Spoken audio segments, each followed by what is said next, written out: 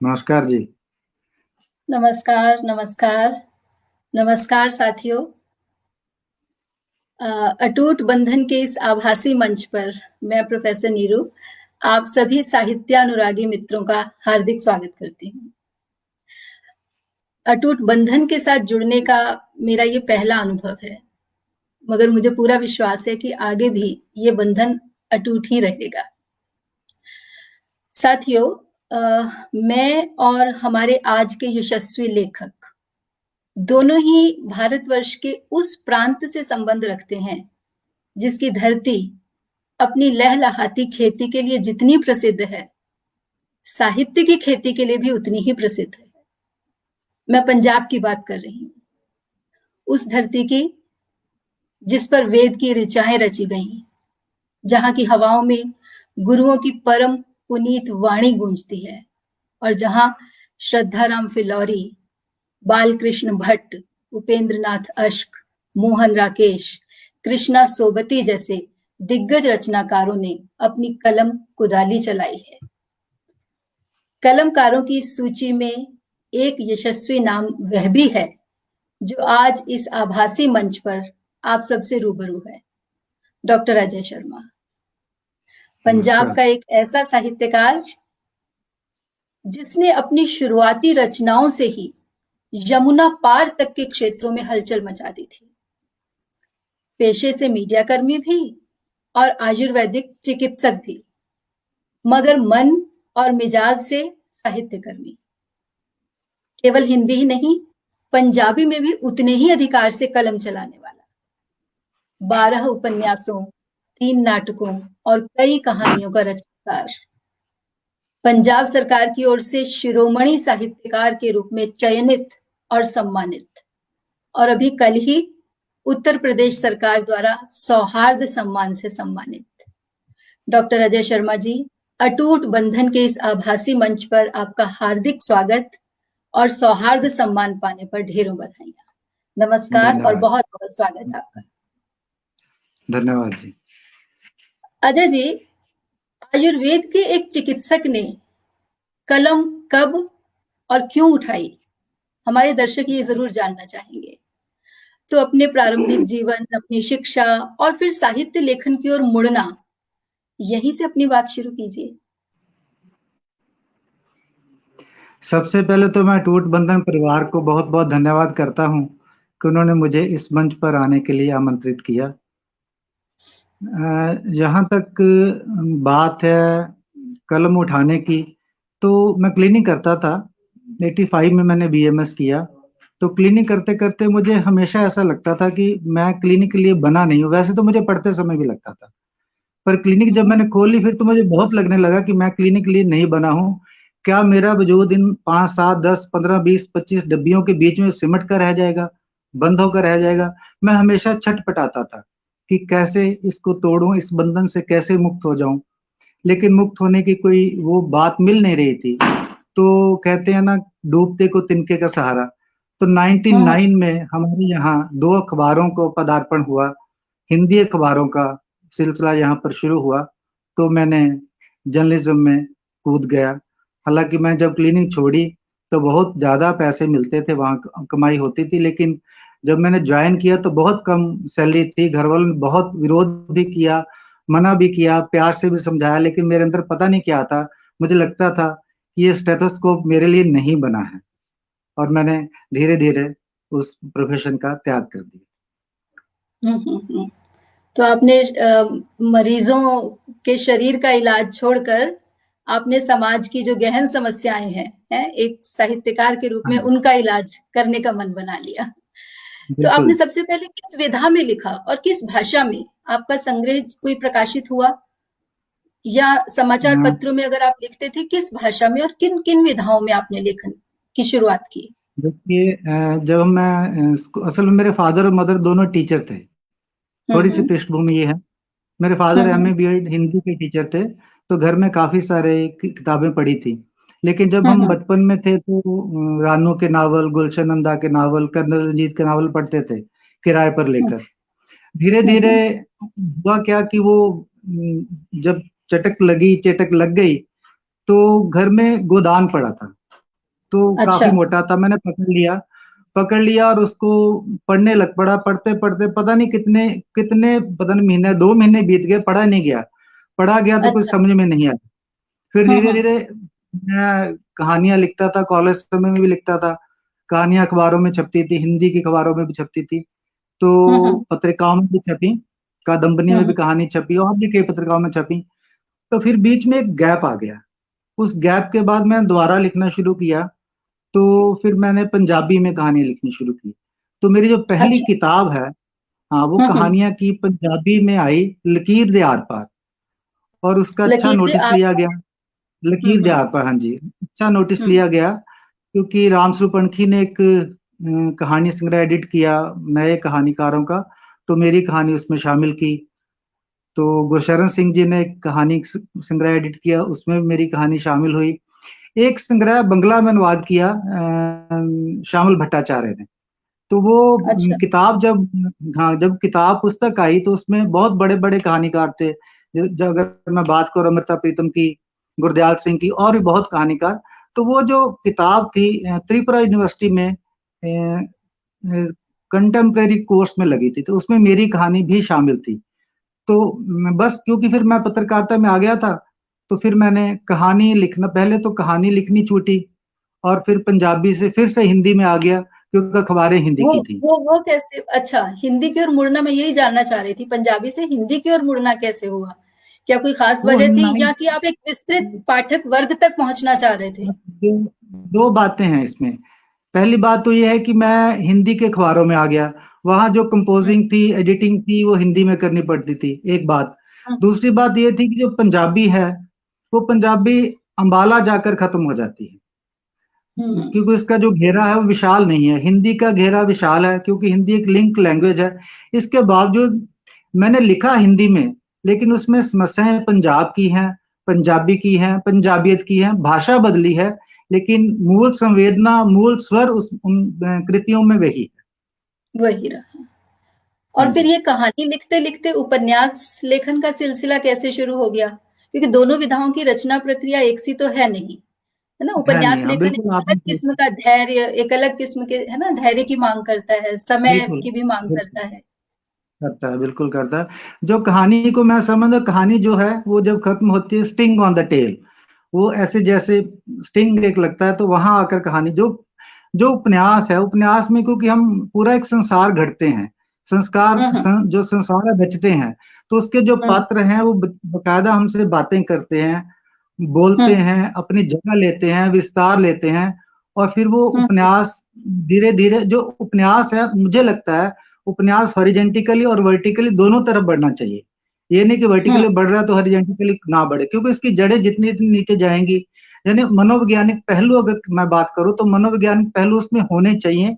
क्योंकि मनोवैज्ञानिक पहलू लेने से ही हम लोग अपनी रचना को आगे बढ़ा सकते हैं। करेक्टर्स का तो संवाद है, संवाद कितना करेंगे उसमें, तो फिर हमें पाठकों तक देने के लिए बहुत लंबा संवाद नहीं हो सकता, मनोविज्ञान साथ में लेकर चलना पड़ता है। तो मैंने जब पहला उपन्यास लिखा, वो मेरा उपन्यास था चेहरा और परछाई। तो चेहरा और हाँ, परछाई जब मैं मैंने बिल्कुल लिखा, बिल्कुल आपने इस उपन्यास का जिक्र किया। मैंने वो हाँ उपन्यास जी, पढ़ा है आपका, चेहरा और परछाई, जी है हाँ ना? जी, आपने आज मैं, ही, हाँ जी, हाँ, बहुत बहुत बिल्कुल, मैं वही बात आपने आज उठाना के चाह रही अवसर पर थी। पेपर लिखा था इकट्ठा ही, हाँ जी। हाँ जी, हाँ जी, मैं बिल्कुल वही बात उठाना चाह रही थी कि हम ये कहते हैं कि जो साहित्यकार होता है, तो साहित्यकार होने की एक अनिवार्य शर्त ये है कि वो परिवेश के सत्य को पकड़े, पूरी दक्षता के साथ बिल्कुल, पकड़े, पूरी सूक्ष्मता के साथ पकड़े, फिर उसे अपने संवेदन का हिस्सा बनाए और फिर उसे अभिव्यक्ति दे। तो बिल्कुल, क्योंकि मैंने बिल्कुल, आपका वो उपन्यास पढ़ा है, तो मैं हाँ पूरे जी, विश्वास के साथ ये कह सकती हूँ कि आपके जो उपन्यास है ना, सिर्फ वही नहीं, आपके सारे उपन्यास जो हैं, वो परिवेशगत यथार्थ का प्रामाणिक दस्तावेज है। और ये जिस ठीक है, उपन्यास की आप बात कर रहे थे अभी, चेहरा और परछाई, जिसमें हाँ जी, विस्थापन की समस्या को मूल रूप से उठाया गया है। पंजाब के ठीक युवाओं है, का पंजाब से बाहर की ओर पलायन, कभी मजबूरी में, कभी स्वेच्छा में भी। तो आपने बिल्कुल, विस्थापन के इस यथार्थ को बहुत ही विश्वसनीयता के साथ पकड़ा है। माया नगरी मुंबई में जाना और वहां पर उन युवाओं के साथ कैसा व्यवहार होता है। वैसे तो देखो, कहते हैं कि रचनाकार जो होता है ना, उसने परकाया प्रवेश की विद्या साधी हुई है। तो वो ऐसे ठीक चरित्र है। गढ़ सकता है। लेकिन इस उपन्यास के जो चरित्र गढ़े हैं आपने, उसे पढ़कर मुझे कहीं ऐसा लगता है कि क्या ये आपका अपना भोगा हुआ सच है? देखिए, मैं आपको एक बात बताता हूँ, भोगा हुआ सच, देखिए सच भी कई तरह से होता है, भोगा हुआ सच भी होता है। हम श्रवण के हुँ, माध्यम से भी सुनते हैं, तो हुँ, हुँ, वाणी के माध्यम से भी सुनते हैं, तो पढ़ते भी हुँ, हैं, तो कई बार हुँ, तो ये हड्डबीती होती है और कई बार जगबीती होती है। लेकिन हुँ, इस हुँ, जो उपन्यास का नायक है, वो माया नगरी हुँ, में अपना वो हुँ, हीरो बनना चाहता है, इंजीनियरिंग पास किया उसने, लेकिन उसके हुँ, घर वाले उसके बहुत खिलाफ हैं कि ये कोई अच्छा काम नहीं है। ये हुँ, तो एक सीधे लफ्जों में कहूँ तो उसके फादर कहते हैं, "ये कंजरों का काम है, तुमने कंजर बनना है", जो उसके हुँ, फादर कहते हैं। तो फिर भी हुँ, वो एक दिन घर छोड़कर आ जाता है। हुँ, जब घर घर छोड़कर चला मुंबई की माया नगरी में, तो वो हुँ, वहाँ पर 5-6 साल जब चला, चेहरा लेकर जाता है। उसका जो मूल जो संवेदना है, वो चेहरा लेकर जाता है। 5-6 साल के बाद सोचता है कि मैं तो यहाँ पर परछाई बन के रह गया हूँ। चेहरा तो कहीं न कहीं गुम हो गया है। तो वो 3-4 दोस्तों के साथ रहता होता है, उसमें कोई म्यूजिशियन बनने आया है। अब मुझे म्यूजिशियन से बात याद आई, एक म्यूजिशियन बनने आया व्यक्ति, वहाँ पर वो ना साइकिल पर चक्कर काटता है और घंटी बजाता है। तो घंटी बजाता है तो वो कहता है, फिर फ्रस्ट्रेशन निकालता है अपनी। कहता है, घंटी भी एक साज है, कभी हँसने की, कभी रोने की आवाज़ है। ये गहरे दिल ही समझे हैं, ये गहरे दिल का राज है। और कहता है कि मैं म्यूजिशियन बनने आया था, लेकिन अब लगता है किन्नरों के साथ ढोलकी बजाने तक सीमित हो गया हूँ। और हुँ, उसमें जो ख़ास बात ये थी कि जो जब उसको लगता है कि परछाई रह गई है यहाँ पर आकर, तो वो एक दिन अपने मुँह पर एसिड डाल लेता है। तो उसका मुँह जल जाता है, हॉस्पिटल चला जाता है। ख़ैर, वो कहता है कि ज़िंदगी अब ख़त्म है। अब ज़िंदगी बचा ही कुछ नहीं है, ज़िंदगी यहीं पर ख़त्म है। होता क्या है कि जहाँ जिस हॉस्पिटल में जाता है, वहाँ एक डायरेक्टर आता है, वो कहता है कि मुझे एक बर्न फेस की ज़रूरत है। जब उसका फेस बर्न हो जाता है, तो उसको वहाँ एक सीरियल में या फ़िल्म में काम मिल जाता है। तो कई बार हम सोचते हैं कि ज़िंदगी यहाँ ख़त्म है, इनफैक्ट हमारी ज़िंदगी वहाँ से शुरू हो रही नहीं, होती है। हमें नहीं पता होता कि क्योंकि फ्यूचर इज़ ऑलवेज़ मिस्ट्री। जो भविष्य हुँ, हमेशा उसके गर्भ में क्या छिपा है, कोई नहीं जानता है। तो इस तरह से उसका थोड़ा-सा वो था, मैंने पृष्ठभूमि के बारे में आपको बताया कि ये उसकी हुँ, हुँ, पृष्ठभूमि है, बाकी घटनाएँ तो बहुत हैं। हुँ, हुँ, हुँ। तो क्या माया नगरी का आपका भी अनुभव रहा है कुछ? हाँ, मेरा अनुभव रहा है मायानगरी का कि मैं भी बचपन में एक्टर बनना चाहता था, लेकिन तब बड़े सोर्सेज़ बड़े मुझे कम थे। लग रहा था कि मैंने अपने फ़ादर को कहा कि मुझे पुणे इंस्टीट्यूट में एडमिशन ले दो। तो उन्होंने मुझे ऐसे ही कुछ सवाल किए, कहते मास्टर दा बेटा, मास्टर दा मुंडा हुण तू फ़िल्म इंडस्ट्री जाएगा, कुछ पढ़ लिख अपना नाम कमा, ये बहुत हाँ, बेकार की बातें हैं। लेकिन मेरे हुँ, अंदर हुँ, वो मुंबई हमेशा रहा। तब भी रहा। रहा, शादी के बाद भी रहा, शादी के बाद मिसेज़ ने रोक लिया, फिर बच्चे हो गए, बड़े हो गए, लेकिन मुंबई जाने का मौका मिला। 2-3 सीरियल्स मैंने काम किया ऐसे, लेकिन मैं वहाँ ज़्यादा देर पर स्टे नहीं किया, क्योंकि घर के सर्कमस्टांसेस इतने फ़ेवरेबल नहीं थे। हुँ, कोई भी नहीं हुँ, हुँ, चाहता था कि मैं वहाँ रहूँ। और मुझे लगता हुँ, है कि फिर वो नियति भी जिस तरफ लेके जाना होता है, नियति अपनी बलवान होती है, वो मुझे इस तरफ हुँ, ले आई, क्योंकि मुझे लेखन ही करना था, तो मैं इस तरफ आ गया। मेरे अंदर एक स्पार्क था, मतलब तो मैं हाँ। उसको निकालना चाहता था। वो मुझे क्रिएटिविटी इस शेप में मिली और मुझे लगता है उससे कहीं न कहीं बहुत ज़्यादा बेटर है ये। और ये जो आपका सबसे चर्चित उपन्यास है बसरा की गलियाँ, तो क्या हाँ जी। उस पर तो डिटेल में मैं बात करूँगी अभी, मैं सिर्फ़ ये जानना चाह रही थी, क्या इराक जाने का भी आपका निजी अनुभव कुछ रहा? क्योंकि वो भी बहुत जी, बिल्कुल मैं विश्वसनीय लिखा गया उपन्यास है। जी, 85 में मैंने वो जब बीएमएस की तो मैं इराक चला गया था, सरकार की हुँ, तरफ हुँ। से। 1.5 साल वहाँ रहा, हुँ, तो हुँ। 1.5 साल वो तब इराक और ईरान की वॉर चल रही थी। तो हमारे कैंप्स में भी शेलिंग होती थी, तो ओह! बहुत सारे ऐसे अनुभव थे, हाँ जी। तो वहाँ रहा मैं 1.5 साल, शेलिंग के डरते ही मैं वापस आ गया था। तो हुँ, कुछ हुँ। कुछ लोग वहाँ रहे भी, लेकिन 85-86 की बात है, तो उपन्यास के पीछे पृष्ठभूमि ये है कि मैं तब एक अखबार में काम करता था, बड़ी अखबार में, जो हमारे पंजाब में आई थी। तो उसके तब ना यूएई वार शुरू होने वाली थी। अमेरिका ने अपनी सारी सेनाएँ जो हैं बॉर्डर्स पर लगा दी थी कि अब इराक को छोड़ना नहीं है। तो हुआ क्या कि मुझे संपादक ने कहा कि आप ऐसा करो कि एक किसी ऐसे व्यक्ति को ढूँढो जो इराक गया हो। तो इराक गया हो और इराक के बारे में हमें कोई पीस लिख दे। मैं जब घर आया, घर आकर बैठा तो मैंने मिसी ने कहा क्या हुआ? तो क्या, मैंने कहा वो इराक के बारे में किससे पूछूं? तो मिसी ने कहा आप खुद ही तो इराक जाकर आए हो, आप कुछ लिख दो। अच्छा, मैंने क्या किया, मैंने पन्ने पकड़े और कलम, तब टाइपिंग अभी मैंने सीख रहा था, पन्नों पर मैंने लिखना शुरू किया, 6-7 पन्ने एट स्ट्रेच लिख दिए। और मैं अगले दिन मैंने वहां जाकर कंपोजिटर उसको कंपोज करवाया। कंपोज करवाने के बाद जब संपादक आए तो मैंने उनके टेबल के ऊपर रख दिया। तो उन्होंने पढ़ा और कहा ये तो बहुत अच्छा है, किसने लिखा है? मैंने कहा जी मैंने लिखा है।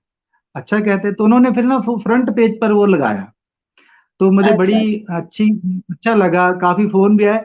नेक्स्ट डे उन्होंने फिर कहा एक पीस और लिख दो, अभी फौजें बढ़ गई हैं, बस अटैक होने ही वाला है। मैंने ओ, अगले दिन फिर एक पीस लिखा, 5-7 पन्नों का ही, वो मैंने फिर वहां जाकर दे दिया। जब मैंने दिया तो उन्होंने कहा बहुत अच्छा, फिर वो फ्रंट पेज पर लगा। तीसरे दिन उन्होंने फिर कहा लिख दो, मैंने कहा अब मैं नहीं लिखूंगा। वो कहते क्या हो गया? मैंने कहा मेरे अंदर ना एक उपन्यास ही फूट पड़ा है, अब मैं उसको उपन्यास में ही लिखूंगा, अब मैं अखबार के लिए नहीं लिखूंगा। नहीं नहीं कहते एक पीस, लिखूंगा। मैं कह रही एक शब्द भी नहीं लिखूंगा, पीस तो बहुत बड़ी बात है। सो मैंने फिर उपन्यास लिखना शुरू कर दिया। 285 में हमें हमें कंसीव हुई बसरा की चीजें। गलियां मिलना था ना, हम पाठकों को बसरा की गलियां जैसा उपन्यास मिलना था, है ना? बस इसलिए वो 85 में हमारे लाभ। कंसीव हुआ हाँ और ये 2004 में आया, और हाँ। 2006 में गुरु नानक देव यूनिवर्सिटी में एमए पार्ट 1 में लग गया था वो। अच्छा इतनी अच्छा चर्चा अच्छा। उसकी हो गई थी। ये हाँ जी। बहुत सुंदर उपन्यास है, बहुत ही चर्चित उपन्यास है। और मैंने पढ़ा है वो उपन्यास भी। हाँ जी, और आपने तो पढ़ा है। युद्ध की, हाँ, युद्ध की समस्या तो है ही उसमें। और युद्ध हाँ की जी, समस्या या युद्ध के साए में स्त्री को क्या क्या सहना पड़ता है, वो उस उपन्यास की जो बिल्कुल नायिका है बुशरा, बुशरा, है ना, उसके बिल्कुल माध्यम बुशरा। से या उस चरित्र के माध्यम से आपने जो बात उठाई है ना, हम यूं भी हमें पता ही है, हम कहते ही है कि युद्ध के भी जो कहर हैं सबसे ज्यादा स्त्रियों पर ही टूटते हैं। तो उस बिल्कुल, युद्ध की उपन्यास की भी विभीषिका जो, में स्त्री ही थी उसमें, बिल्कुल। हाँ बिल्कुल बिल्कुल, और उस उपन्यास की भी जो नायिका है बुशरा, चाहे वो एक हाँ जी, इराकी नागरिक है, लेकिन जब हम हाँ जी, हिंदी पाठक भी जब हम उस उपन्यास को पढ़ते हैं ना, वो हमारी संवेदना को भी जीत लेती है। चाहे ठीक शुरू है। शुरू में जब वो नायक, जो उपन्यास का नायक है, जो पंजाब से इराक गया है ना, उसे विवश करती है विवाह करने के लिए, उसे विवश करती है मुसलमान बनने के और लिए, उसका उसे विवश पासपोर्ट करती है फाड़ देते खतना हैं। के लिए, हाँ गौ जी, मांस खाने के लिए। ठीक है, हाँ तब हमें जी, वो बुरी लग रही है, लेकिन जैसे जैसे उपन्यास अपने अंत की ओर बढ़ता है, वही बुशरा हमारी श्रद्धा का, हमारी संवेदना का पात्र बन जाती है। आप तो बताइए। आप हाँ जी। ये बताइए, इतना सशक्त चरित्र, एक विदेशी स्त्री का इतना सशक्त चरित्र और इतना विश्वसनीय चरित्र आप कैसे गढ़ पाए? मतलब युद्ध की समस्या और उसके बीच पल पल मरती लेकिन फिर भी हार न मानती हुई स्त्री। बिल्कुल, देखिए युद्ध की विभीषिका ने इराक को तबाह कर डाला। हम्म उस वहां त्रासदी ये थी कि जो बच्चा 10वीं में फेल होता था उसे बॉर्डर हम्म पर जाकर खड़ा कर दिया जाता था कि अब तो हाथ में बंदूक पकड़ ले और युद्ध पर हम्म लड़ाई शुरू कर दे, उन्हें फौजी, तू हम्म फौजी हो गया। तो हम्म वहां पर धीरे धीरे बंदों का अकाल पड़ गया था।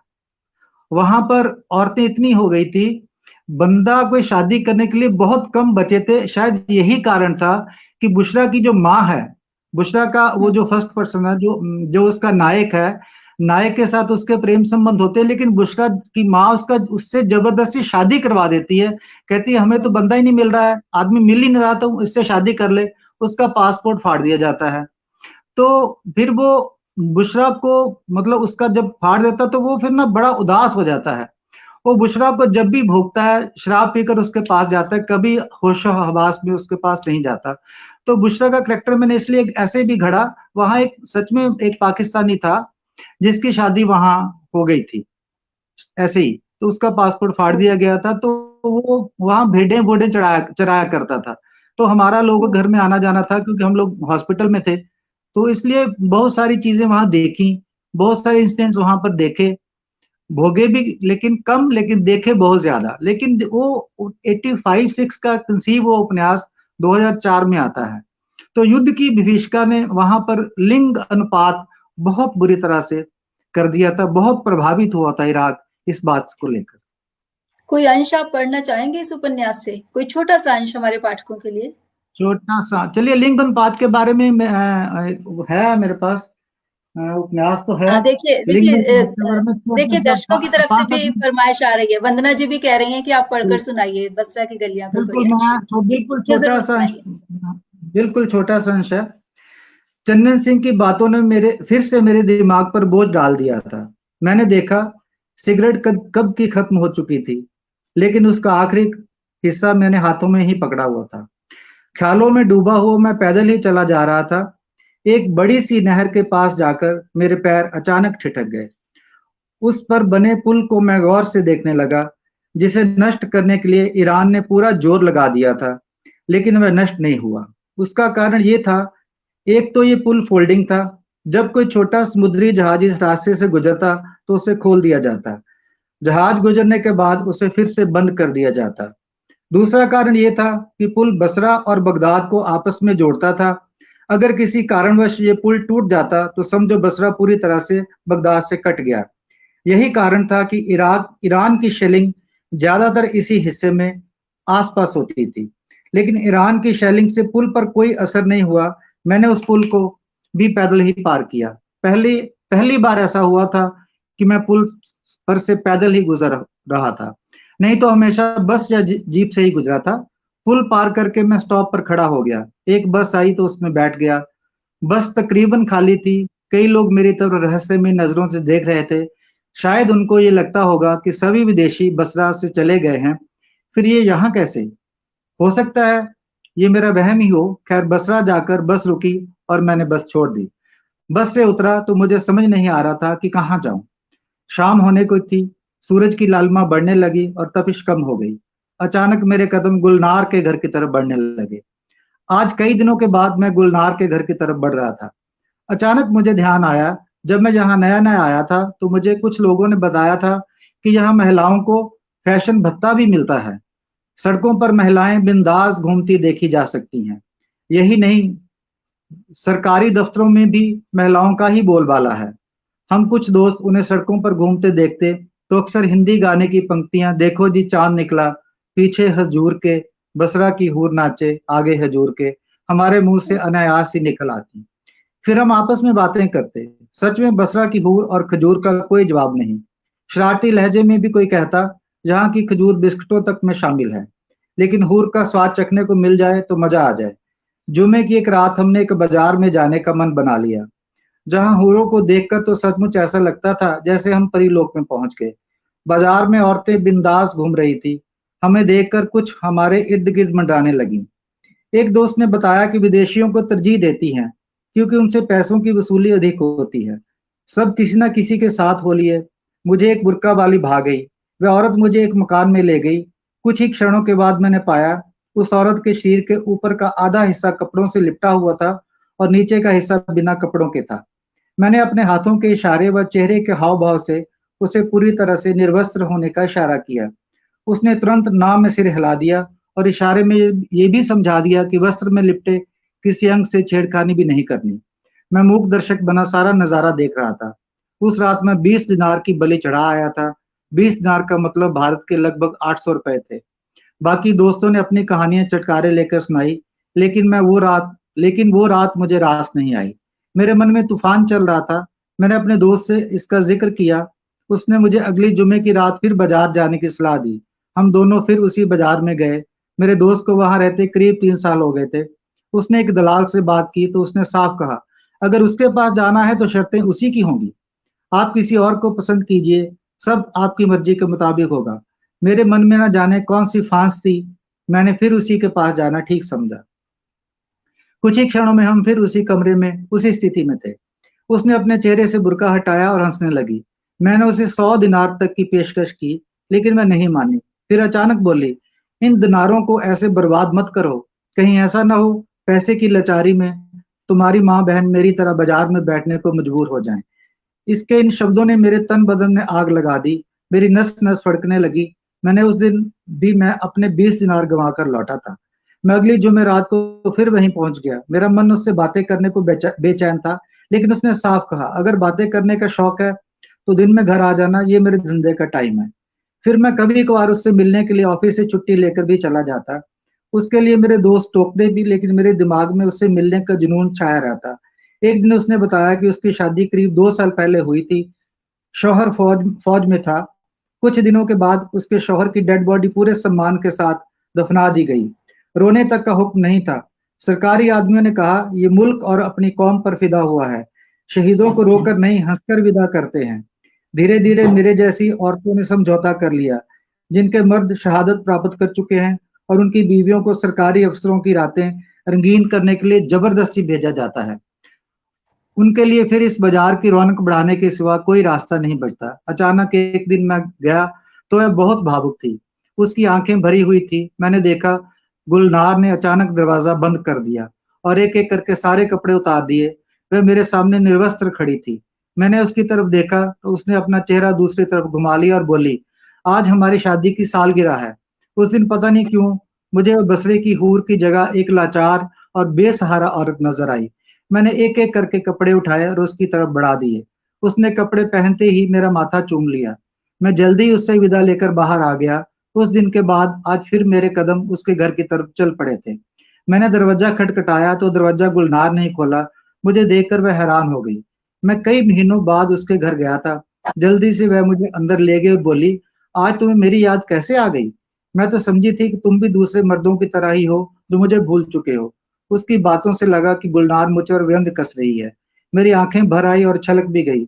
मैं बिना कहीं कोई बात किए दरवाजे के बाहर की तरफ बढ़ा। वह मुझसे भी तेज भागी। उसने दरवाजे की कुंडी छुड़ी और बोली, मेरे कहने का मतलब ये नहीं था और ना ही मैं तुम्हें तंग करना चाहती थी। मुझे तुम्हारे यहाँ ना आने का कोई गम भी नहीं है, बल्कि मैं तो खुश हूँ कि तुम अपने घर में खुश हो। खुश नसीब है तुम्हारी पत्नी जिसे तुम्हारे जैसा पति मिला, वरना इराक के हालात तो ऐसे हैं कि पति नाम की कल्पना तक नहीं की जा सकती। गुलनार की बातें सुनकर मैं बरस पड़ा। मैंने कहा, हमारी शादी जरूर हुई है, लेकिन हमारी शादी जरूर हुई है, लेकिन हमारा रिश्ता,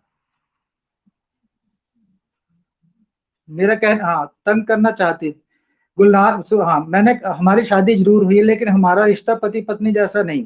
उसकी हालत तो वेश्या से भी बुरी है। जब आदमी वेश्या के पास जाता है तो अपने पूरे होशो हवास में उससे संबंध स्थापित करता है और उन क्षणों को भोगता है तथा सुख की अनुभूति महसूस करता है। लेकिन बुशरा तो मेरे मरे हुए जिस्म को भोगती है। जब मैं पीकर अपने आप में नहीं रहता, उन क्षणों में वह मेरे पास आती है और मुझे पाती है। तब तो मैं अपने वश में नहीं होता। अभी मैं कुछ और बोलने ही वाला था कि गुलनार ने बीच में ही टोक दिया और कहा, तुम दोनों में कोई खास फर्क नहीं है। तुमने सजा पाई है, मैं मानती हूँ। क्या बुशरा के लिए भी ये किसी सजा से कम है कि तुम आज तक उसे अपना नहीं सके? औरत के लिए यही सबसे बड़ा दर्द है, शायद तुम ना समझ सको। कहकर वह चाय बनाने चली गई। गुलनार चाय बनाकर ले आई। हम दोनों चुस्कियां लेकर चाय पीने लगे। चाय पीते पीते गुलनार ने कहा, इन दिनों मैं खुद मायूसी के दौर से गुजर रही हूँ। मैंने झट से कहा, क्यों, क्या हुआ? कुछ खास नहीं, विदेशी चले गए हैं और धंधे में मंदा आ गया है। चाय खत्म करते ही मैं उठा और मेरे साथ ही गुलनार भी उठ गई। मैं चुपचाप दरवाजे की तरफ बढ़ गया। गुलनार मेरे पीछे पीछे आई। बाहर निकलकर मैंने पलट कर देखा तो गुलनार दरवाजे पर ही खड़ी थी। मैं छोटे छोटे कदम लेकर गली के छोर तक चला गया। मैंने फिर पलट कर देखा, गुलनार अब भी दरवाजे पर खड़ी थी। मैंने जेब से सिगरेट निकालकर सुलगा ली और मेरे कदम अनजान दिशा की ओर बढ़ गए। ये एक छोटा सा अंश था जो, बहुत सुंदर अजय जी, बहुत ही मार्मिक, बहुत ही मार्मिक। कितने हाँ जी। दर्शक भी यही लिख रहे हैं आपके कि निशब्द हैं वो इसको सुनकर। सभी सभी बहुत ही दर्शकों का बहुत मार्मिक बहुत अंश था। धन्यवाद। नहीं, सचमुच बहुत मार्मिक अंश था। एकदम रोए से खड़े हो रहे हैं। और ये वंदना जी उपन्यास लिख पर रही है कि ये उपन्यास तो अब पढ़ना ही पढ़ेगा, इतने मार्मिक नहीं, अंश है कि धन्यवाद, मैं किसको। उपन्यास उपन्यास आपको दे दूंगा जी, भेज दूंगा। बिल्कुल, बिल्कुल, बिल्कुल, बिल्कुल। हाँ जी। वाकई ये उपन्यास बहुत चर्चित रहा था, बसरा की गलियां। हाँ जी। और बुशरा की और गुलनार की अभी आपने बात की इसमें।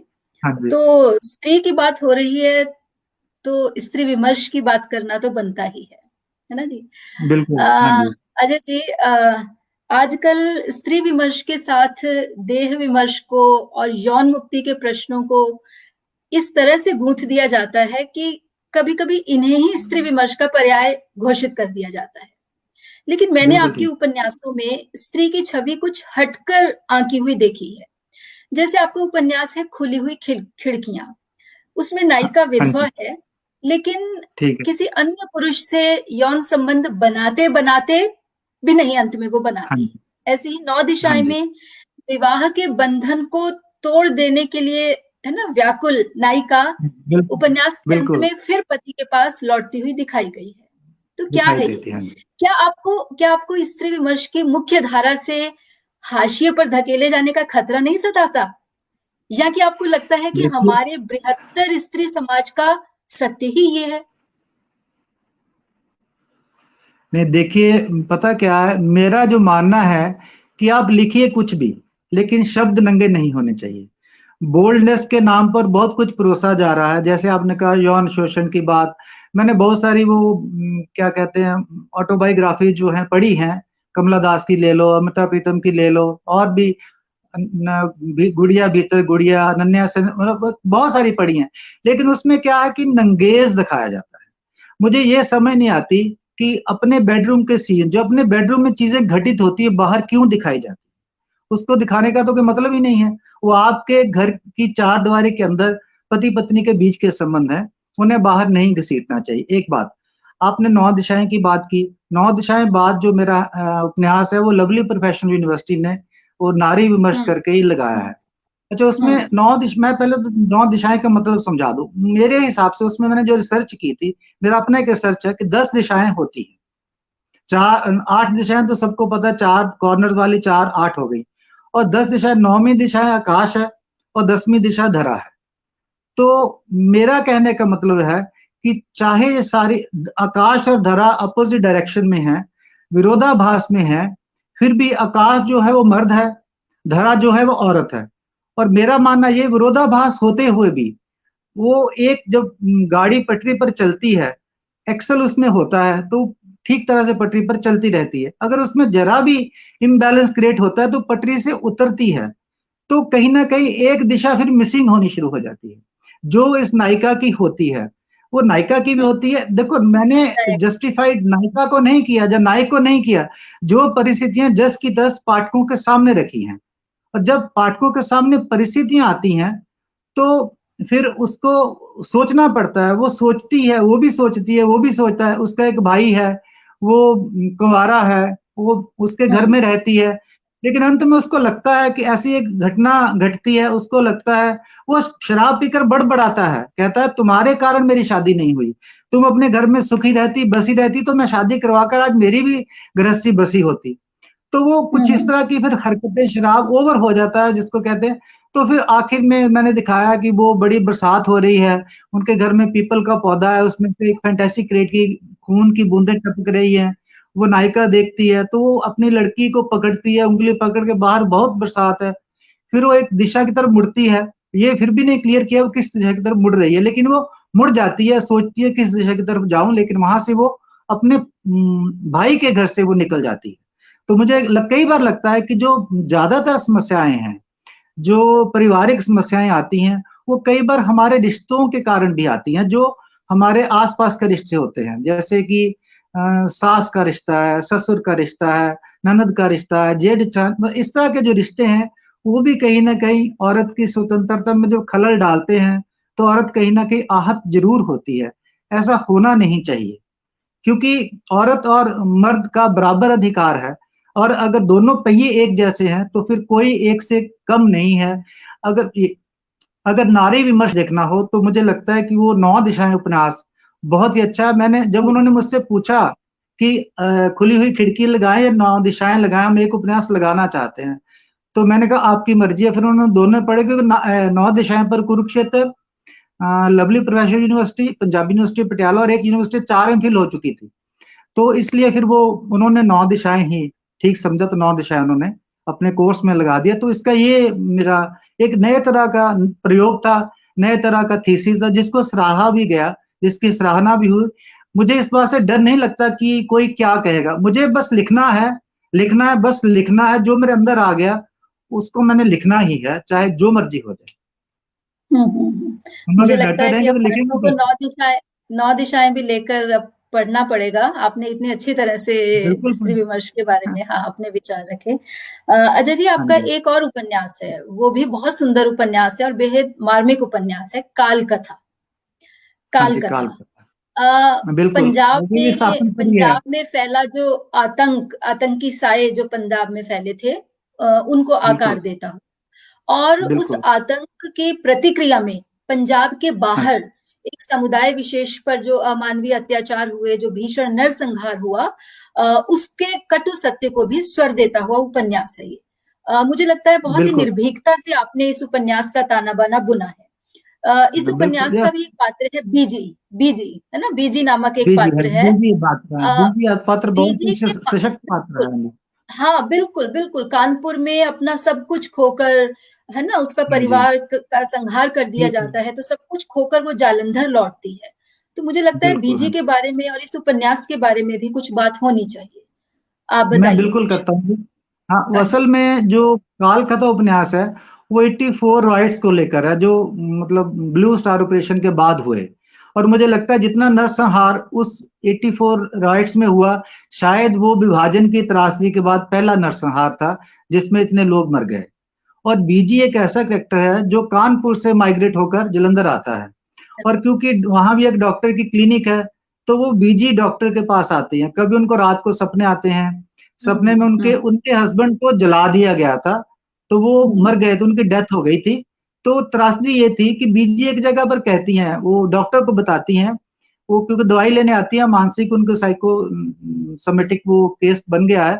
तो वो कहती है कि मुझे रात को सपने आते हैं, मैं उठ जाती हूँ, मुझे ये होता है, मतलब बहुत सारी चीजें हैं उसमें। तो फिर वो बीजी एक मुझे घटना याद है, अब तक मैंने वो लिखी थी उसमें। उसमें बीजी एक बात कहती है, कहते मेरे हस्बैंड की डेथ हो गई और सारे रिश्तेदार हमारे पंजाब में रहते थे, और कहते जब भोग था मेरे पति का, कोई भी मेल आदमी, क्योंकि सारे सिख फैमिली से बिलोंग करते थे, कोई भी मेल आदमी भोग पर नहीं आ सका था, केवल औरतें आई थी। और वो कहती देखिए जब विभाजन हुआ तो हम लोग उजड़कर वहां से विस्थापित हुए और कानपुर आ गए। अब कानपुर जो 84 राइट्स हुए हैं, वहां से विस्थापक होकर फिर हम जलंधर आ गए हैं।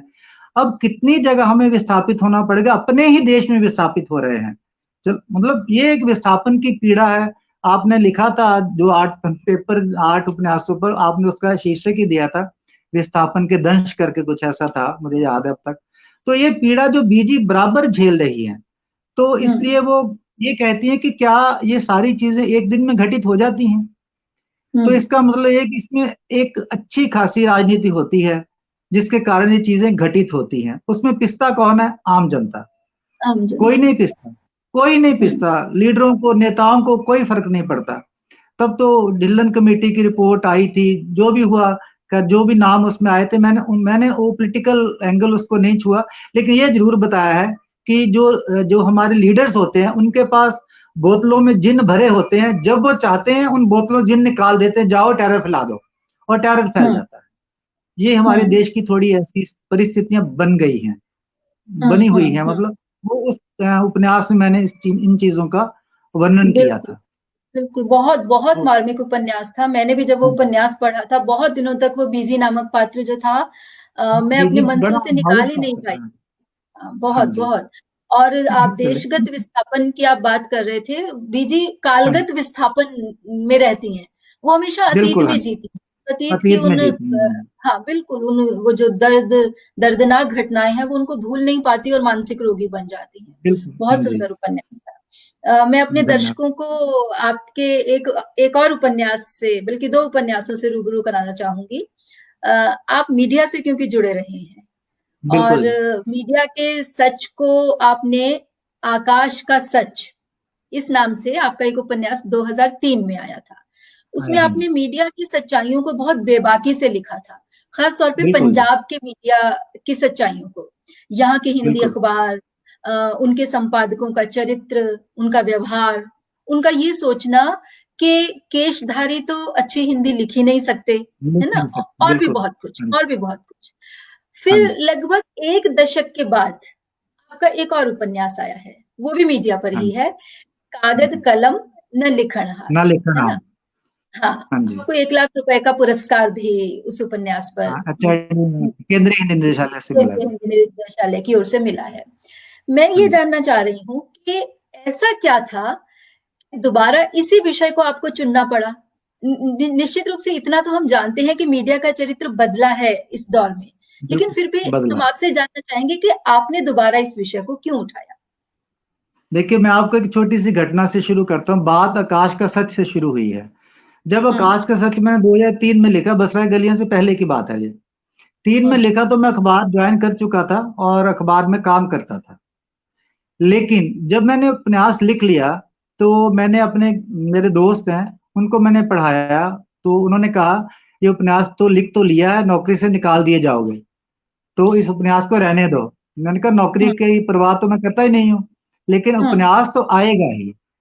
अच्छा। डॉक्टर रमेश कुंतल मेघ ने उसकी भूमिका लिखी थी, फ्लैप मतलब पीछे लिखा था उसके ऊपर। हम्म, तो उपन्यास जब आया तो पंजाब में इस तरह से शोर मच गया कि ये उपन्यास फलां अखबार के खिलाफ है। ओ, और जो बात उन्होंने कही थी और वो बात सच हो गई, उस अखबार ने मुझे निकाल दिया। तो मैंने लिखने की उस कीमत उस आपने अदा की। अखबार का हाँ, उस अखबार का मालिक मुझे आकर मिला एक होटल में। उसने कहा कि आपने हमारी अखबार के खिलाफ क्यों लिखा है? मैंने कहा जी हम्म, आपकी अखबार का कहीं नाम है? मैंने एक हम्म, सिस्टम के खिलाफ लिखा है और सिस्टम हर जगह एक है, चाहे वो अमर उजाला हो, दैनिक जागरण हो, दैनिक भास्कर हो, हिंदुस्तान टाइम्स हो, कोई भी अखबार हो, एक सिस्टम हम्म, के खिलाफ है। काफी बातें हुई, हमने 2 बार चाय भी पी। उन्होंने फिर मुझे अपना एक विजिटिंग कार्ड निकाल कर दिया, अगर तुम्हें जब नौकरी की जरूरत पड़े। नहीं, मैंने कहा जी मुझे कोई नौकरी की जरूरत नहीं है, मैं पंजाब छोड़कर कहीं बाहर जाने वाला भी नहीं हूँ, तो इसलिए मैं यहाँ हूँ। डाल दिया तो कोई बात, दोबारा भी नहीं आऊंगा। क्योंकि इस बीच हम्म, मुझे एक दूसरी अखबार वाले जो घर से उठाकर ले गए कि आप हमारी अखबार में आ जाओ। उसका हम्म, असर ये हुआ कि दूसरी अखबार वालों ने ये प्रोपेगेंडा करना शुरू कर दिया कि ये अखबार तो ये एक उपन्यास लिखा उस अखबार के खिलाफ है। और धीरे धीरे हुआ क्या, उन्होंने अपनी जड़ें खुद ही खो दी और वो उपन्यास उस अखबार के सर्कुलेशन गिरनी शुरू हो। ओ, आ, मुझे लगता है अजय जी कनेक्शन शायद उनका कट गया लगता है, लाइव नहीं रहे हैं अब। अ, कुछ कुछ मिनट हम वेट कर लेते हैं, शायद वो दोबारा जुड़ पाए अजय जी। अपने उपन्यासों की बात वे कर रहे थे और श्रोताओं, मैं क्योंकि मैंने उनके अधिकांश उपन्यास पढ़े हैं, और सचमुच बहुत ही सहज रूप में लिखे गए उपन्यास हैं। आपको ऐसा लगेगा आपको ऐसा लगेगा कि मतलब बहुत ही सरल हिंदी में और बहुत ही विश्वसनीय रूप से। और आप ये देखेंगे, जैसा कि अभी तक की बातचीत से आपको पता लग ही गया होगा, अलग-अलग विषयों पर, और सभी विषय ऐसे हैं जो अपने आसपास के परिवेश से ही उठाए गए विषय हैं। जैसा कि मैंने कहा, विस्थापन, उनके उपन्यासों का एक केंद्रीय मुद्दा जो है वह है विस्थापन। चाहे वह देश पंजाब के युवाओं का देश के अंदर ही विस्थापन हो, या पंजाब के युवाओं का खाड़ी देशों की ओर विस्थापन हो, या फिर उनके कई उपन्यासों में ऑस्ट्रेलिया आदि देशों की ओर जो विस्थापित होकर हमारे युवा जा रहे हैं, उनको लेकर भी उन्होंने उपन्यास लिखे हैं। अजय जी जुड़ गए हैं दोबारा हमारे साथ। हाँ जी, वो पता नहीं हाँ, नेटवर्किंग की प्रॉब्लम कुछ पड़ हाँ जी, गई कोई थी। बात नहीं। हाँ जी, आप अपनी बात पूरी कीजिए अजय जी। हाँ, मैं यही बता रहा था, फिर वो एक ना नेगेटिव प्रचार जो उस अखबार के खिलाफ शुरू हो गया। हम्म, आखिर में वो अखबार यहाँ से पैक होगी, छपनी बंद होगी। बहुत बड़ी अखबार थी, नाम नहीं लेना चाहूंगा। तो हम्म, दूसरी अखबार मुझे उठाकर ले गई। मैं मैगजीन ही देखता रहा वहां भी, मैगजीन के हम्म, पन्ने देखे, तो मैगजीन रीडर रहा वहां पर भी। तो फिर मैं हम्म, 10 साल इस अखबार में काम किया, फिर 9.5 साल किसी और अखबार में काम करके अब रिटायर हुआ हूँ। अच्छा, जो हम्म, तब जो बात है ना, 2003 में वो स्वर्णिम दौर था पत्रकारिता का। और मैं सच में बताऊं कि रात को इस तरह की महफिलें सजती थी कि एक एक खबर पर डिस्कशन होती थी, एक एक चीज पर डिस्कशन होती थी, जो अब नहीं है।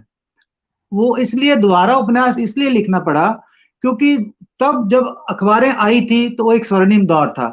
जब मैंने 2015 में उपन्यास 12 साल के बाद उपन्यास लिखा, वो डिटीरियरेशन का दौर है हम्म, पत्रकारिता का। देखिए, पत्रकारिता को जो इलेक्ट्रॉनिक मीडिया है, प्रिंट मीडिया को खा रहा है, और इलेक्ट्रॉनिक मीडिया को सोशल मीडिया खा रहा है। और सबसे बड़ी बात यह है कि हमारी वैल्यूज हमसे दूर जा रही हैं। अब पत्रकार की कोई वैल्यू नहीं रही। अब मैं आपको बताता हूं कि जब जो अखबार थी ना किसी समय में, वो किसी संपादक के नाम से जानी जाती थी, अब संपादक के नाम से नहीं जानी जाती है। अब जो हम्म, अखबार है, अखबार में जीएम है, जनरल मैनेजर है, सीजीएम है, चीफ जनरल मैनेजर है, उनके नाम से जानी जाती है, क्योंकि वो लोग विज्ञापन लाते हैं। तो अखबार जो उनके नाम से जानी जाती है, उनका नाम हाईलाइट होता है। अब होता क्या है, पहले एडिटर होता था, वो कहता था ये खबरें हैं मेरे पास, मैंने पन्ने पर लगा दी हैं, ये जगह बच गई है, यहाँ पर आप ऐड लगा दो। अब सीजम क्या कहता है, ये ऐड पड़ी है, ये ऐड लगा दो, जो जगह बाकी बचती है उस पर खबर लगा दो। अब ये अंतर आया है। और दूसरी बात ये है कि कोई समय था जब रंगीन पन्ने, जो पन्नों वाली अखबार जो थी ना, वो केवल दिल्ली तक सीमित थी। यहाँ पर रंगीन पन्नों वाली अखबारें बहुत कम थी, नहीं छपती थी। इन नई अखबारों ने आकर रंगीन पन्ने लाए, और उसके लोकल एडिशंस, जलंधर जैसे जलंधर का अलग है, अमृतसर का अलग है, लुधियाना का अलग है, सबके अलग अलग एडिशन, लोकल एडिशन, लोकलाइज, इनको लोकलाइज कर दिया। जब लोकलाइज कर दिया तो उससे बहुत बड़ा नुकसान हुआ। मानिए हम कोई आंदोलन करना चाहते हैं, तो आंदोलन करना चाहते हैं तो आपकी जो खबर है वो तो कहीं लोकल पर मर जाती है, आगे जाती नहीं है कहीं भी। उसमें लगता क्या है, किट्टी पार्टी की फोटो बड़ी बड़ी लग जाए, ठीक है, ये किट्टी हो रही है, महिलाएं तंबोला खेल रही हैं, उसकी फोटो लग गई।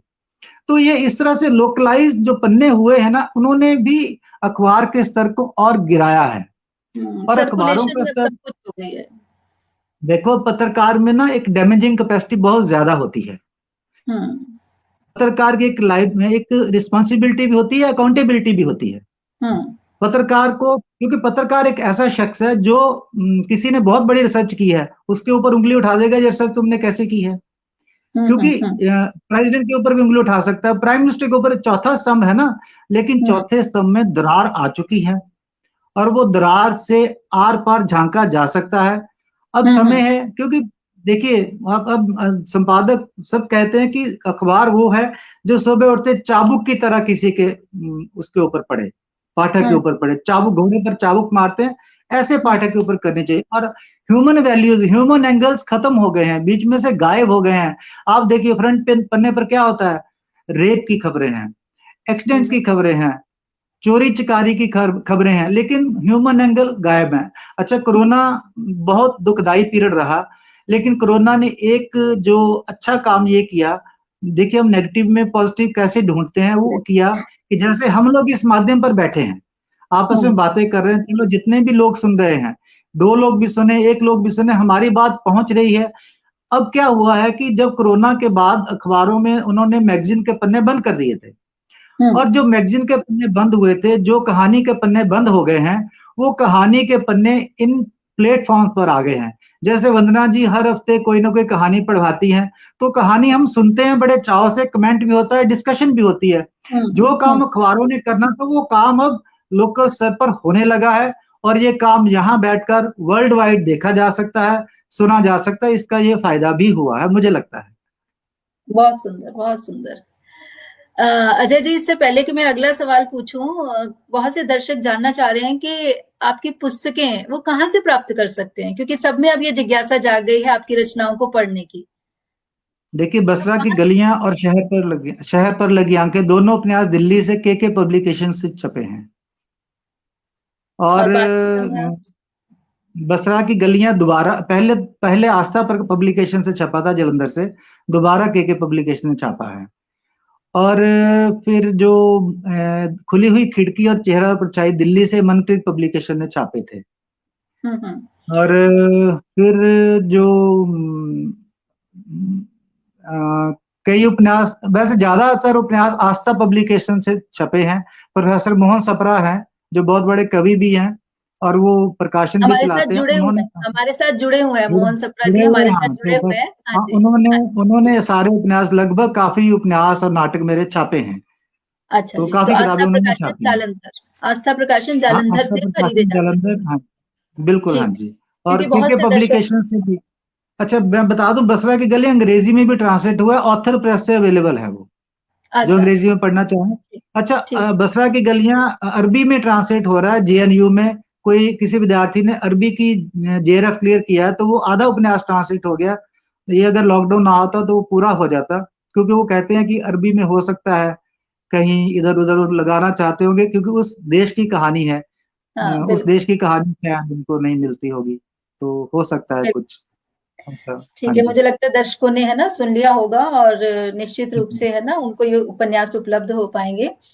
अजय जी, बिल्कुल। एक और बात मैं करना चाह रही थी। यूं तो देखो, हम हाँ, कहते हैं कि नाम में क्या रखा है, हम्म, बिल्कुल लेकिन साहित्यिक रचनाओं के तो नाम में ही बहुत कुछ रखा होता है।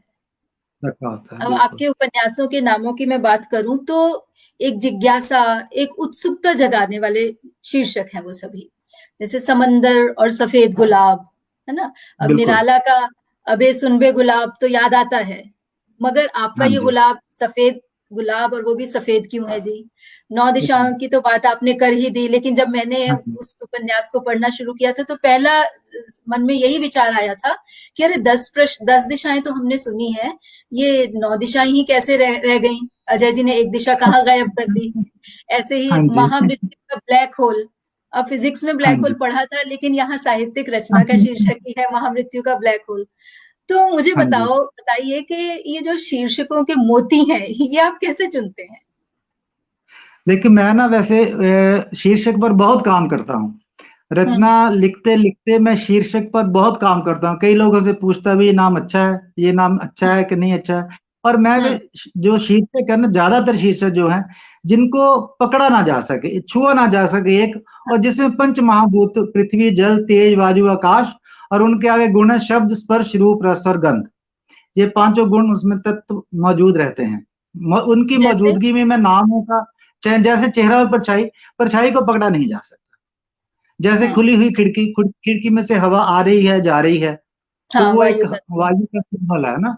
ऐसे ही हम्म। आकाश का सच, आकाश का तो कोई सच है ही नहीं, अपने आप में व्यापक है वो। तो इसलिए हम्म। आकाश भी एक वो पंचमहाभूत का हिस्सा है। उसके बाद हम्म। बसरा की गलियां, गलियां पृथ्वी है, तो हम्म। पृथ्वी भी पंचमहाभूत का हिस्सा है। उसके बाद हम्म। आया काल कथा, काल को भी पकड़ा नहीं जा सकता, निर्धारित नहीं किया जा सकता, किसी हम्म। समय सीमा में बांधा नहीं जा सकता काल को।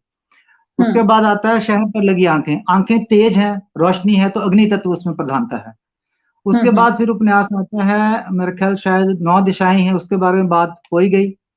उसके बाद एक भगवा उपन्यास आया था, भगवा भावना है, भगवा बलिदान है, भगवा कुर्बानी है। भगवा भगवा इस तरह से वो माँ की पिता की मृत्यु से शुरू होता है और माँ की मृत्यु पर आकर वो उपन्यास खत्म होता है। अच्छा, भगवा के बाद आया कागद कलम न लिखनहार। अब हम्म। कागद कलम न लिखनहार जो उपन्यास है, इसका जो शीर्षक है गुरु नानक देव जी की जपजी साहब से लिया गया है। ये। उसका नाम मन्ने की गति कही ना जाए, जाको कहे पीछे पछताए, कागद कलम न लिखनहार, मन्ने कावे कर्ण विचार, जाको नाम निरंजन होए, ताको मन जाने मन कोय। उनका कहने का मतलब ये है कि हम जितने भी कागज कलम ले लें, और सृष्टि इतनी बड़ी है कि हम सबको पन्नों में बांध नहीं सकते। जितना हमें दिखता है हम उतना ही बांध सकते, जितनी हमारी सूक्ष्मता है मन की, तो जितना हम आगे तक जा सकते हैं, सोच सकते हैं, उतना ही कर सकते हैं। जैसे आकाश जितना दिखता है, हम लोग हमें लगता है उतना ही आकाश है, लेकिन आकाश बहुत असीम। विस्तृत असीम है ना। हम्म। तो इसलिए हाँ, तो फिर उसके बाद आया समंदर और सफेद गुलाब की आपने बात की। समंदर और सफेद गुलाब जो है, वो भी स्ट्रगलर्स पर एक नॉवल है। सफेद गुलाब का अगर आप गूगल में सर्च करेंगे तो उसका मतलब है beginning of love and farewell to love. एक ही अच्छा, दोनों पहलू के दो, दोनों। एक ही सिक्के के दो पहलू हैं। बिगिनिंग ऑफ लव भी उसी का मतलब है, फेयरवेल टू लव भी उसी का ही मतलब है। जो मैंने उसमें जो थीसिस डेवलप किया वो ये है कि जो स्ट्रगलर्स आ रहे हैं वो बिगिनिंग ऑफ लव है, जो वहां पर धक्के खाने के बाद घर को लौट रहे हैं वो फेयरवेल टू लव है। तो ये समंदर और सफेद गुलाब का है। उसके बाद उपन्यास आया महामृत्यु का ब्लैक होल।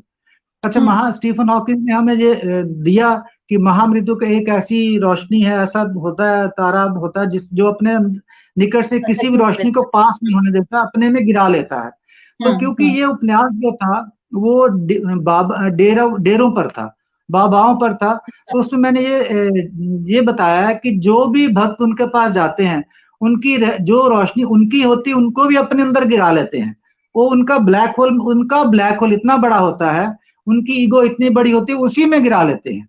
तो फिर वो भक्त जो है अंध भक्त बनकर, उनके ब्लाइंड फॉलोअर्स बनकर फिर काम करते हैं। आपने सब कुछ देखा ही है, कैसे जो हाँ, हाँ, जरूर। डेरों। डेरावाद कैसे चल रहा है, वो कैसे वो कल्चर पनप रहा है।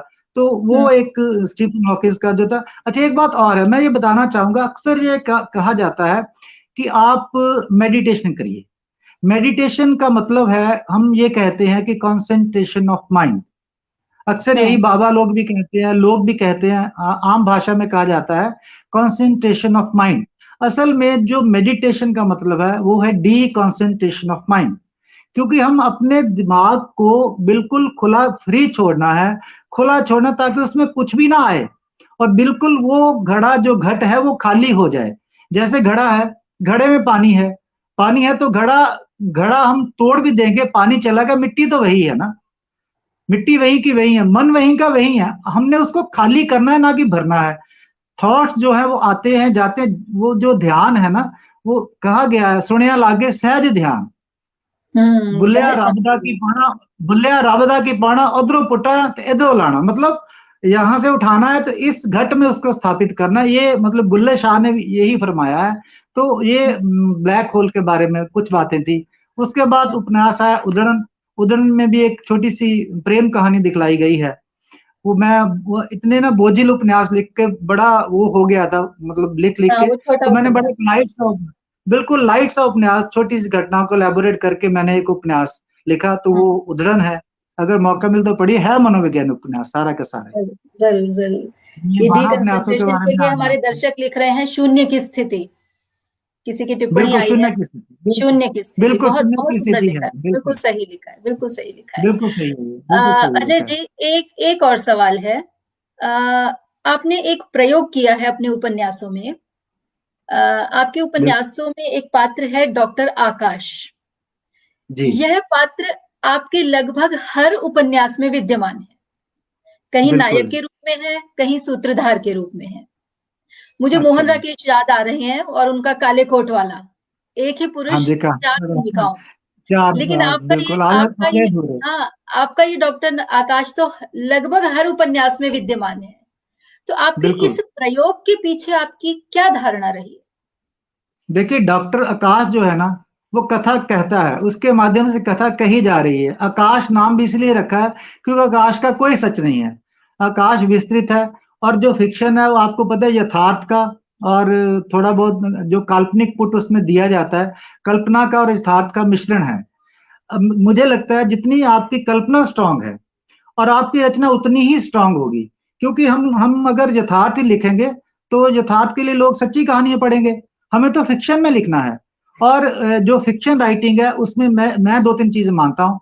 उसमें जॉयनेस पहली बात, शर्त है कि जॉयनेस होनी चाहिए। और जॉयनेस आनंद। भी कैसी होनी है, मतलब जॉयनेस तो गुलशन नंदा के उपन्यासों में भी है, जॉयनेस तो अमृता प्रीतम के उपन्यासों में भी है, लेकिन उसमें एस्थेटिक जॉयनेस होनी चाहिए। अब एस्थेटिक जॉयनेस फिर आप लिखते किसके लिए, मास के लिए या क्लास के लिए? मैं ये कहता हूँ कोई भी पाठक पढ़े उसको उसमें एस्थेटिक जॉयनेस जरूर मिलनी चाहिए, जो कोई दिशा और दशा निर्धारित कर। मैं नहीं मानता कि साहित्य किसी चीज को की रेगुलेशन ला देता है, बदल देता है समाज को, ये कर देता है वो कर, नो। लेकिन फिर भी जब अंधेरा होता है एक दिया तो जलाया जा सकता है ना, कहीं भी रोशनी का एक दिया तो हम जला सकते। वो दिया जलाने का हम जो काम करते हैं, और दिया भी देसी घी का हो तो बहुत बढ़िया, अगर हम मिट्टी का तेल डालते तो काला कर देगा। अगर कोई और तेल डालते हैं, वो भी देसी घी का दिया जब जलता है तो वो अपने आप में वो खुशबू भी देता है, चारों तरफ उसकी रोशनी भी बिखरती है। ये मुझे ऐसा लगता है। तो इसलिए आकाश नाम मुझे लगता है विस्तृत है, तो आकाश नाम होना चाहिए। आकाश के माध्यम से कथा कही जाती है, और वो है भी डॉक्टर है। और डॉक्टर। आत्मकथात्मक शैली में मेरे सारे लगभग उपन्यास आत्मकथात्मक शैली में है, फर्स्ट पर्सन में है। एक आध उपन्यास है जो मैंने थर्ड पर्सन में लिखा है, तो ज्यादातर आत्मकथा। कहीं ऐसा तो नहीं कि आप ही उस पात्र के रूप में विद्यमान होते हैं हर उपन्यास में? नहीं, मैंने तो पहले कहा, देख कल्पना का और यथार्थ का मिश्रण तो है। हाँ आधा हाँ। अधूरा तो देखिए हम डालते हैं अपने आप को भी, वो डालना ही पड़ता है। तो आधे अधूरे देखिए एक पात्र में कई पात्रों का समावेश होता है। जैसे हम्म हम कोई रचना रचते हैं तो हमारे अंदर पता नहीं कितने ही पात्र होते हैं, हम्म कितने पात्र होते हैं, और वो अपना फन फैलाते हैं, आपको डसने आते हैं। वो हम्म कहते हैं हम आपको डस लेंगे, लेकिन लेखक क्या करता है, लेखक अपने अंदर जो उसके दिया जलता होता है, जो एक अगन लगी, एक लगन लगी, जो उसके अंदर लगन लगी होती है, उसके अंदर अगन लगी होती है, उसकी जो मोमबत्ती जल रही, उसको वो फिर ऐसे टेढ़ी करता है, टेढ़ी करता वो सारे पात्रों को जलाता है, धीरे धीरे धीरे धीरे वो जलते वाह। हैं, वो अपना आप छोड़कर फिर वो उसकी तारतम्यता में मग्न हो जाते हैं। उसकी तारतम्यता में खो जाते हैं और फिर एक पात्र में कई पात्रों का समावेश हो जाता है, तब जाकर एक पात्र बनता है। और मनोवैज्ञानिक पात्र में तो खास तौर पर एक पात्र के सहारे तो आप एक पात्र में मैं खुली हुई खिड़की की बात करता हूँ, उसमें उसका जवान बेटा मर गया है, कुछ ही दिन मरे को हुए हैं, तो उसकी बहू, वो उसकी जो बूढ़ी माँ है, वो ऊपर पौधों को पानी देने जाती है। तो उसकी जो बहू है वो कहती है, तुम्हारा बेटा मर गया तो तुम पौधों को पानी दे रही है। कहती है मेरा एक बेटा मर गया, बाकी जो बच्चे मैंने पाल रखे हैं उनको थोड़ी मारना है, मैं उसको पानी तो देना ही है ना। ये एक मनोविज्ञान है, ये एक मनोवैज्ञानिक दृष्टिकोण है, सोचने की बात है बस। ये साथ साथ चलनी चाहिए, ये फिक्शन में भी आती हैं और यथार्थ में भी आती हैं, कल्पना में भी आती हैं। नहीं, बहुत सुंदर प्रयोग है। और मैं जब भी आपका कोई नया उपन्यास उठाती हूँ ना, तो सबसे पहले यही देखती हूँ, डॉक्टर आकाश नामक पात्र कहाँ है इसमें और हाँ, किस वो रूप तो में। होता ही है। हाँ, बिल्कुल हाँ बिल्कुल। जी, अब मैं अजय जी, नया दर्शक। कोविड पर उपन्यास लिखा है, हाँ जी, उस पर भी डॉक्टर आकाश ही है जी। अच्छा अच्छा अच्छा, दर्शक हाँ जी। आपके उस उद्धरण की बड़ी तारीफ कर रहे हैं और बहुत अच्छा लगा। अभी बार बार कमेंट्स आ रहे हैं कि आपने जिस उद्धरण का पाठ किया था बसरा की गलियां से, वो सबको बहुत ही अच्छा, ज्यादा पसंद आया है। उसके लिए चलिए साधुवाद दे। धन्यवाद, दर्शकों का बहुत बहुत धन्यवाद है जी। अजय जी, अब ये बताइए, उपन्यास लिखते लिखते आप नाटकों की ओर कैसे मुड़ गए?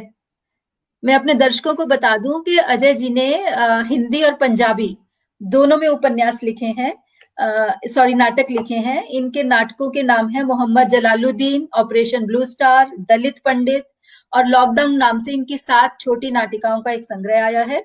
पंजाबी में भी इनका एक नाटक आया है, छल्ला मुड़ के नहीं आया। तो ये उपन्यासों से नाटकों तक की यात्रा आपने कैसे शुरू कर दी?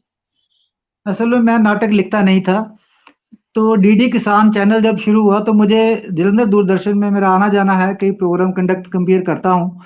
तो हम्म उन्होंने मुझे कहा कि ये लो, एक दिन मैं गया तो उन्होंने कहा ये लो, ये हम्म आपने लिखना है डीडी किसान के लिए 26 किस्तों का सीरियल। तब मैंने हम्म 26 किस्तों की स्क्रिप्ट राइटिंग की, तो मैं वहां चला गया। फिर मुझे हम्म कहीं से ऑफर आ गया कि आपने ये 20 मिनट की फिल्म लिख दो। मैंने फिल्म हम्म, लिख दी, फिर मेरी एक कहानी पर 6 किस्तों का सीरियल बना पंजाबी, डीडी पंजाबी में, सरोकार हम्म, कहानी पर। अच्छा फिर अच्छा। मुझे डीडी किसान में 2-3 सीरियल में काम करने का मौका भी मिला, तो मैंने अरे एक्टिंग भी की। वाह! अभिनेता डीडी भी। नेशनल चैनल में भी एक सीरियल आता है प्रगति, उसमें भी एक छोटा सा रोल किया, वो था जर्नलिस्ट का ही, जयपुर शूट हुआ था तो वहां गया था। अच्छा। तो मुड़ना इसलिए हो गया, फिर मुझे इसलिए वो छल्ला मुड़ के नहीं आया, पर एक पंजाबी चैनल ने लिखवाया था 20 मिनट की फिल्म। वो फिल्म के बाद मैंने फिर पूरा नाटक लिख दिया, फिर मेरे अंदर नाटक चल पड़ा, फिर मैंने मोहम्मद जलालुद्दीन लिखा जो 3-4 जगह पर खेला गया। उसके अच्छा बाद फिर मेरे अंदर नाटक भी चलना शुरू हो गया साथ साथ में। फिर एनर्जी इतनी है कि एक नाटक और एक उपन्यास में इकट्ठा लिख लेता हूँ, अच्छा। एक साल में एक एक नाटक के उपन्यास इकट्ठा ही लिख देता हूँ। अरे वाह! पता नहीं कहाँ से भगवान लिखा देता है, कुदरत की हाँ, नियति है, सरस्वती की वो कृपा लिखवा है। देती है। तो वैसे बिल्कुल। मैं, हम कौन होते हैं, उसकी रजा के बिना तो पत्ता भी नहीं हिल सकता, उसकी हाँ, रजा है तो हम लिख रहे हैं। हाँ, तो नहीं, बस अब इस बड़ा तरह से सुंदर। नाट्य का सफर हाँ, शुरू हो बिल्कुल गया। बिल्कुल। ऑपरेशन ब्लू स्टार आपका नाटक जो है बहुत ही बहुत बेबाकी से लिखा गया, बहुत सुंदर नाटक है वो भी।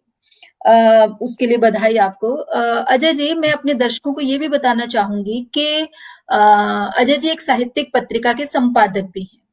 पत्रिका का नाम है साहित्य सिलसिला, जो जालंधर से प्रकाशित होती है। बीच में ये सिलसिला टूट गया था, हाँ जी, फिर जोड़ दोबारा शुरू हो गया। तो जरा बिल्कुल। बताइए कि क्यों टूटा ये सिलसिला और फिर दोबारा शुरू करने का विचार कैसे आया? मैं आपको आपको तो पता ही है, बहुत चर्चा में आई पत्रिका 5-6 साल बहुत पहले, ज्यादा, बहुत है ना, ज्यादा। 5-6 साल तभी तक हमें की। बड़ा दुख हुआ जब ये पत्रिका बंद हो गई, हमें बहुत दुख हुआ। लेकिन अब बहुत काफी खुशी है कि दोबारा शुरू हो गई। शुरू हुई है। असल में मेरा ना स्पाइन सर्जरी हुई थी, तो लंबी अच्छा सिटिंग मुझसे डे नहीं होती थी।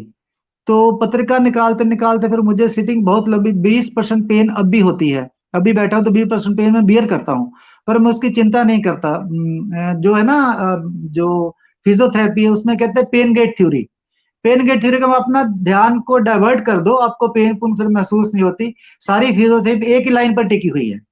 तो मेरा भी अच्छा सारा ये इसी पर टिका हुआ है कि बस उसको देखो नहीं क्या दर्द हो रहा, क्या नहीं हो रहा, बस अपना काम करते जाओ।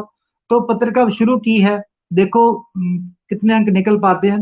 दर्द होती है, पेन होती है, लेकिन कंटिन्यूअसली सिटिंग अपने उपन्यासों को भी नहीं कर पाता, प्रूफ पढ़ने होते बड़ी मुश्किल होती है। मैं आधे अधूरे पढ़ता हूँ, कहीं-कहीं गलती भी रह जाती है, फिर मैं उसमें कुछ कर नहीं सकता, मेरी अब सीमाएँ हो गई हैं। उन सीमाओं के कोई नहीं, चलते ही फिर मुझे आप हम पाठकों के लिए, दर्शकों के लिए ये पीड़ा को आप सहते रहिए, विषपान करते रहिए, है ना? साहित्यकार तो वैसे ही विषपान करता ही है ना? हाँ वो जी, क्या, मुझे हाँ जी। पंक्तियाँ याद आ रही हैं, विश्व विष का चषक लेकर आज मेरे पास आया और विष के घूंट पीकर आज फिर मैं मुस्कुराया। अब मुझे विश्वास है मैं घूंट विष के पी सकूंगा और शिव बन जी सकूंगा। तो विषपान बहुत आप करें और साहित्य सिलसिला के रूप में हमें अमृत बांटते रहें। आजकल क्या लिख रहे बिल्कुल हैं आप? कोशिश तो यही है। हाँ जी, आजकल क्या लिख रहे आज हैं? आजकल क्या लिख आजकल रहे मैं हैं? कोविड पर उपन्यास लिखा है जी, कोविड-19 कोविड। पॉजिटिव कमरा नंबर 909 अरे उसका वाह! नाम है। कब तक हम उम्मीद लिख लिया रखें? है। बिल्कुल 3 ड्राफ्ट हो गए हैं, कंप्यूटर पर चौथा चल रहा है। अच्छा। जल्दी हमारी ही आ जाएगा। शुभकामनाएँ हैं ना, हाँ, बिल्कुल हमें उत्सुकता रहेगी कि ना आपकी नवीनतम रचना बिल्कुल हमारे धन्यवाद। हाथों में कब आएगी। धन्यवाद अजय जी, जी। बहुत अच्छा लगा आपसे बातचीत करके। हमारे धन्यवाद। दर्शक साहित्य सिलसिला के लिए शुभकामनाएँ दे रहे हैं। मैं धन्यवाद देख रही दर्शकों हूँ को टिप्पणियों बहुत-बहुत में। धन्यवाद जिन्होंने मुझे हाँ, सुना हाँ जी। इतना। तो आपकी कलम हमेशा चलती रहे, है ना? और साहित्य के माध्यम से मानवता की ज्योति आप जलाते रहें, आपका साहित्य धन्यवाद। सिलसिला चलता रहे, आपको और यश मिले और हम पाठकों को तो आपकी नई-नई रचनाएँ पढ़ने को मिलती रहें। यही हमारी आशा आपकी है, यही हमारा आपकी दुआओं विश्वास से है, सब आपकी दुआएँ यही हैं, हमारी शुभकामना पाठकों है। की दुआएँ हैं। पाठकों की दुआएँ, जितने भी जी, लोग बैठे हैं मेरा सबको नमस्कार। किसी का कमेंट ले नहीं पाया क्योंकि बात ही चल रही थी, किसी को मैं देख नहीं पाया। मेरा जितने भी लोग हैं सबको बहुत-बहुत करबद्ध नमस्कार। हाँ, तो नहीं मुझे हमें क्षमा बहुत कीजिए, मैं किसी को नमस्कार भी नहीं कर पाया। शुभकामनाएँ आई हैं, सभी बहुत सभी आपको हाँ जी, शुभकामनाएँ दे रहे हैं, आपको शुभकामनाएँ धन्यवाद। दे रहे हैं, आपके आने वाले उपन्यासों के लिए भी वंदना और जी आपकी नमस्कार, पत्रिका के लिए। नमस्कार बहुत-बहुत। वंदना गुप्ता जी को नमस्कार, हाँ जी, सबको सभी नमस्कार दर्शकों है। को मेरा भी नमस्कार और बहुत-बहुत अटूट धन्यवाद। बंधन का फिर से मैं अटूट बहुत-बहुत हाँ आभारी हूँ कि जी, उन्होंने हमें मौका दिया यहाँ आने का और हाँ। आपने बहुत अच्छे सवाल पूछे, आपका भी बहुत आभारी हूँ। अरे, आपने इतने अच्छे से क्योंकि अपने सवालों के उपन्यास बिना तो नहीं, पर सवालों के बिना तो कुछ हो नहीं सकता था ना। चलिए धन्यवाद। विशेष आभार मेरा भी, मेरी ओर से भी अटूट बंधन को विशेष आभार। ये जो अटूट बंधन है ये साहित्यकार और पाठकों के बीच में है ना, ये बंधन ऐसा ही बना रहे, अटूट रहे। बिल्कुल, मेरी शुभकामनाएँ अटूट आप रहे, सबके लिए बिल्कुल। और अजय जी हमारी भी आपके लिए शुभकामनाएँ विशेष बंधन बिल्कुल अटूट रहे। बिल्कुल जी। नमस्कार जी। नमस्कार। धन्यवाद। नमस्कार। धन्यवाद। नमस्कार।